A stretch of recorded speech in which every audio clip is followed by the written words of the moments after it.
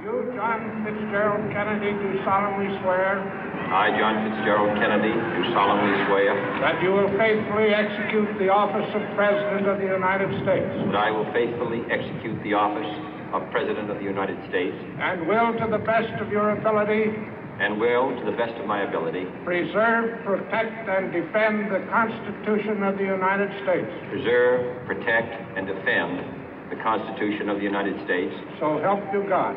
So help me God.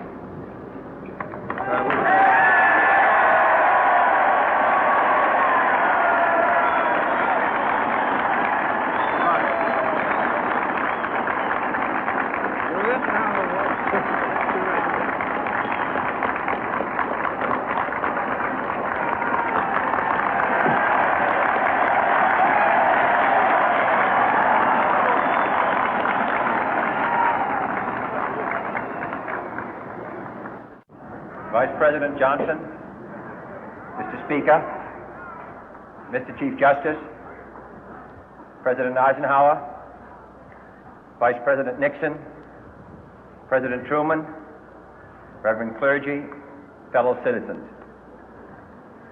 We observe today not a victory of party, but a celebration of freedom, symbolizing an end as well as a beginning, signifying renewal as well as change. For I have sworn before you and Almighty God the same solemn oath our forebears prescribed nearly a century and 3/4 ago. The world is very different now, for man holds in his mortal hands the power to abolish all forms of human poverty and all forms of human life. And yet the same revolutionary beliefs for which our forebears fought are still at issue around the globe. The belief that the rights of man come not from the generosity of the state, but from the hand of God. We dare not forget today that we are the heirs of that first revolution. Let the word go forth from this time and place to friend and foe alike that the torch has been passed to a new generation of Americans born in this century, tempered by war, disciplined by a hard and bitter peace, proud of our ancient heritage, and unwilling to witness or permit the slow undoing of those human rights to which this nation has always been committed and to which we are committed today at home and around the world.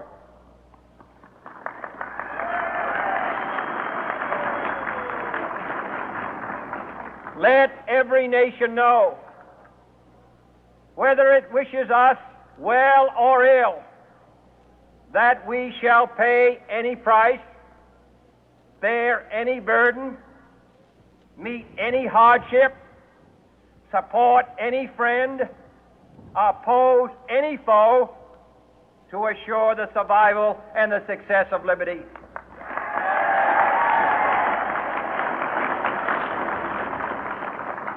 This much we pledge and more. To those old allies whose cultural and spiritual origins we share, we pledge the loyalty of faithful friends. United, there is little we cannot do in a host of cooperative ventures. Divided, there is little we can do, for we dare not meet a powerful challenge at odds and split asunder. To those new states whom we welcome to the ranks of the free, we pledge our word that one form of colonial control shall not have passed away, merely to be replaced by a far more iron tyranny. We shall not always expect to find them supporting our view, but we shall always hope to find them strongly supporting their own freedom, and to remember that in the past, those who foolishly sought power by riding the back of the tiger ended up inside.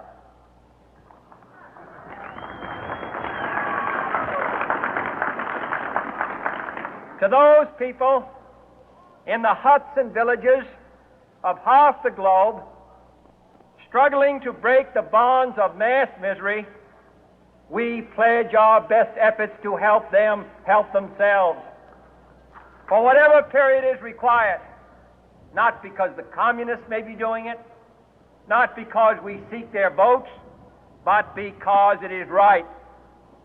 If a free society cannot help the many who are poor, it cannot save the few who are rich.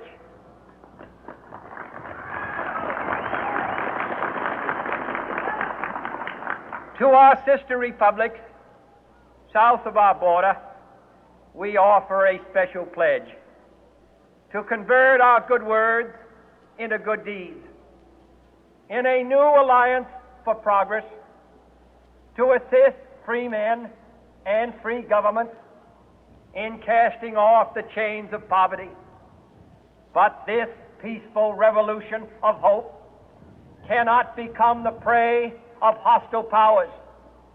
Let all our neighbors know that we shall join with them to oppose aggression or subversion anywhere in the Americas. And let every other power know that this hemisphere intends to remain the master of its own house.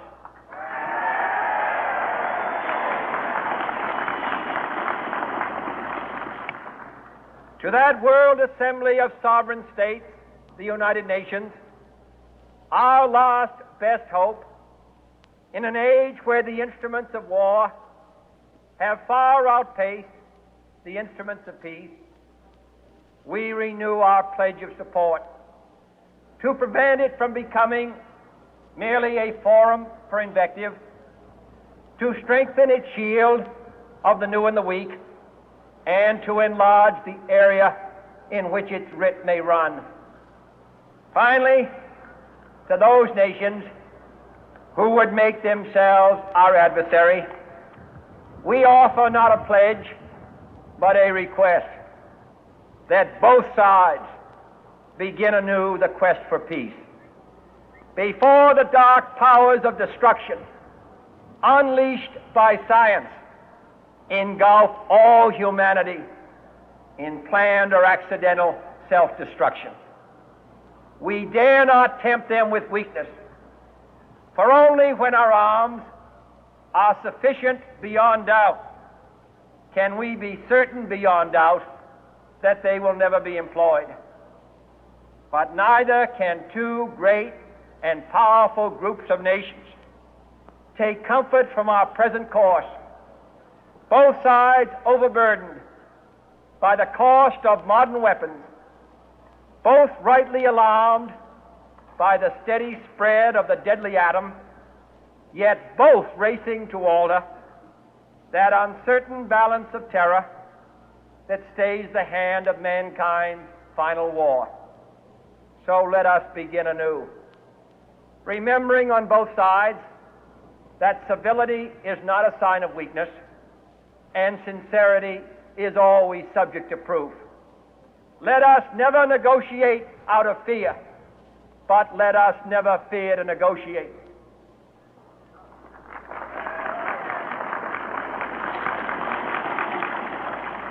Let both sides explore what problems unite us, instead of belaboring those problems which divide us.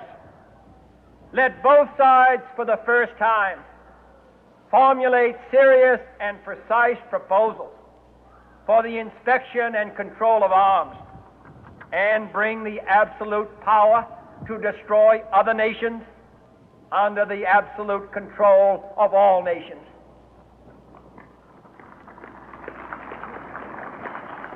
Let both sides seek to invoke the wonders of science instead of its terrors. Together, let us explore the stars, conquer the deserts, eradicate disease, tap the ocean depth, and encourage the arts and commerce. Let both sides unite to heed in all corners of the earth the command of Isaiah to undo the heavy burden and let the oppressed go free. And if a beachhead of cooperation may push back the jungle of suspicion, let both sides join in creating a new endeavor, not a new balance of power, but a new world of law, where the strong are just and the weak secure and the peace preserved. All this will not be finished in the first 100 days, nor will it be finished in the first 1,000 days, nor in the life of this administration, nor even perhaps in our lifetime on this planet. But let us begin.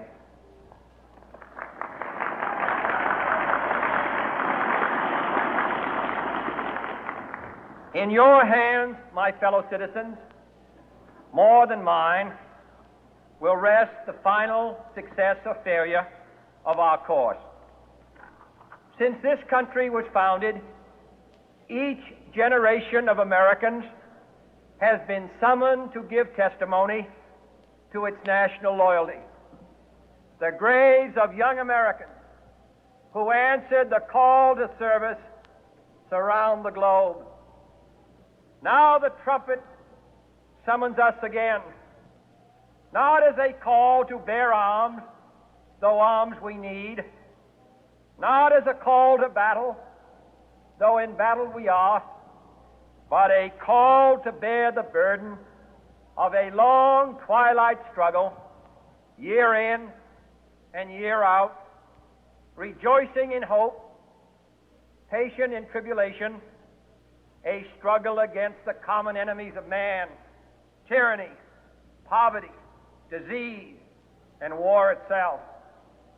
Can we forge against these enemies a grand and global alliance, north and south, east and west, that can assure a more fruitful life for all mankind? Will you join in that historic effort?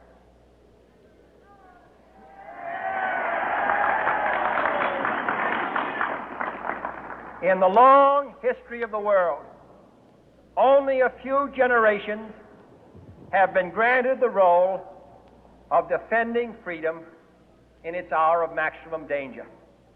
I do not shrink from this responsibility. I welcome it.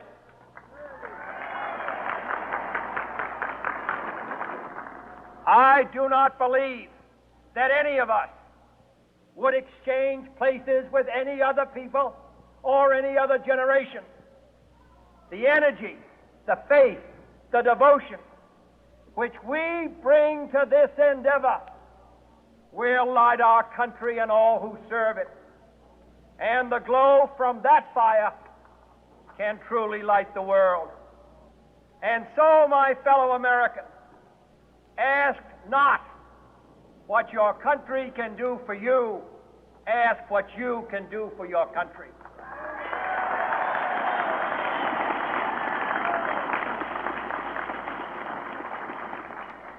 My fellow citizens of the world, ask not what America will do for you, but what together we can do for the freedom of man.